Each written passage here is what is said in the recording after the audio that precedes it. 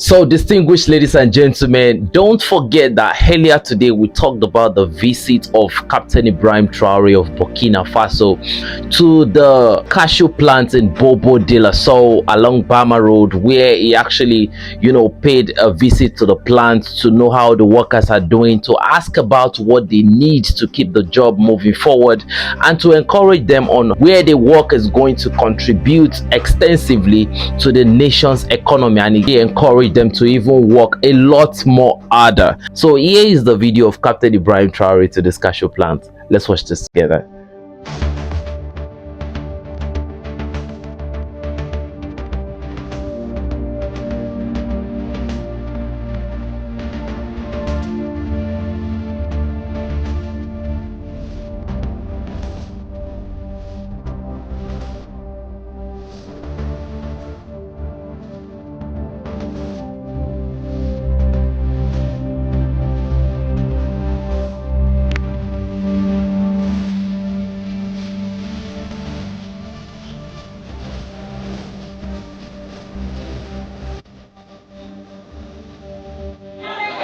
Ne y'aw tan vraiment ne ni sa tan no aku bara kala abu san chama mais je crois qu'il y a une décision politique d'ota minute mbara kana na yulla ka foko ti bara ke tukono o segira ka toka tukura o ko sankele ne ni ati bara kera donc ci seranema nya fo ministre no conseil ngo kana ana cibarata kana fone ni munebi on na kana nyafanye ala sona an sera ga minke izin kula ka taye Burkina mate mimi seka a nyafo jeunesse ni matoye o ko fimi wele ko souveraineté ka saluma parce que ab seka nyafo moye atum baraka ren na sarawe o wullo yera ma parce que décision politique yota kata ka auto ay sankelinga ti baraka era mais bi izin daire la 100% finali mo ba chama ne para era rola nan tuma izin da yela ka foka manga non ta ka firo ma kwa santa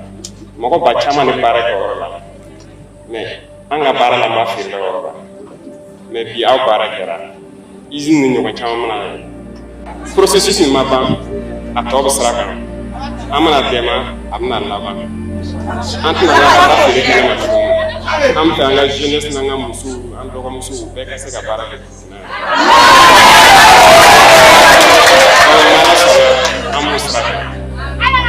Oko Nazarau flare am feka feel fin tan nasara na o banya tige anya tige le kera ka kalu sira so sankela ti para kera mais o wolom general o sansara banu ga mo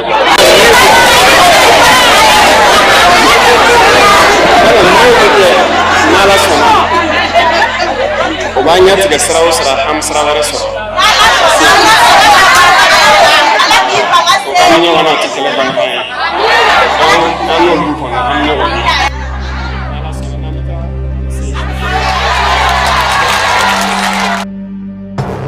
So we have a breaking news. According to the defense minister of Burkina Faso, sometimes around April 7th, there was an interception mission that was done. Now, earlier before that April 7th, there was a call that was intercepted by the Burkinabe intelligence from the terrorist camp that weapons were coming in, logistic tools were coming in, and they already deployed troops to be in strategic position so that they can intercept this logistics.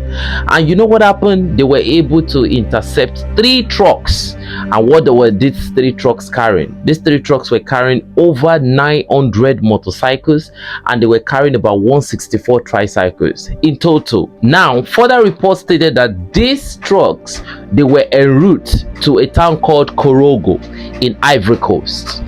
And you know what the funny aspect is? The parts of those motorcycles and tricycles were actually loosened. So according to what we heard, there were engineers at Korogo that were going to assemble where it is going to be redistributed to the terrorist elements. How it is going to get to them, I don't know. So this is furthermore a proof that, there might be some kind of help that the terrorist element are actually getting from the other side of the coast, But the thing is, The general said that till now there has been no report from anybody. There has been no complaints, no reports, no nothing, and these trucks are still seized. So it means that the enemy can see and the enemy is not doing anything. I don't really see them as a threat. If you've been watching the video, you can see the video we posted earlier on today of the VDPs, the various regiments. Like Burkina Faso, in terms of security, they are super fortified at this point. They can match any threat at this point, man to man. And when you look at the foreign allies they have, you already know what it is. And they are not alone. They stand with Mali, they stand with Niger. I mean, this is just, they're on a whole new level, and they are equally planning to have a counter-terrorism joint task force. So I mean, the AES state, and according to the recent information, they've already met with ECOWAS. Now the AES and the ECOWAS, now they are meeting as, you know, independent bodies with mutual respect. They call them juntas, they call them sanctioned states that actually left out of anger and all of that. The ECOWAS is now sitting down to realize that, you know what, we have to respect these guys, because they've already realized that these guys have actually broken free from the whims and caprices of colonialism. Anything colonial now is out of the AES. The rest of you can find a way to get yourself out of this mess, you know. And apart from that, a new country is trying to join the AES, and that is Chad. Let me be honest with you at this point. If Chad joins the AES militarily, these countries will become some of the most powerful in West Africa. Just to be honest with you, the Chadian forces, they are something else.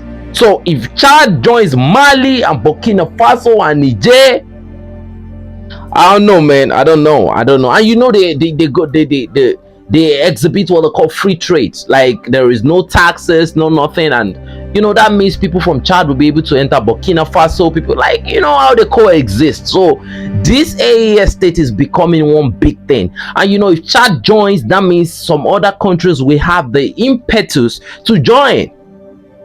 And you know, when you join the AES, automatically you are allied with who they are allied with. So that means in the next 7 years, this country are bound to grow magnanimously economically. So, ladies and gentlemen, you know, the proof is just in the pudding. Men lie, women lie, but numbers don't. The numbers of Burkina Faso in this, I think, second quarter, we're not even in the second quarter of the year, it has been absolutely, you know, mind-breaking. Ladies and gentlemen, this is the information we have for you for now. It's your boy 72 Android signing out. Enough said. But before I go, I want to appreciate you all for staying tuned in. Bye bye.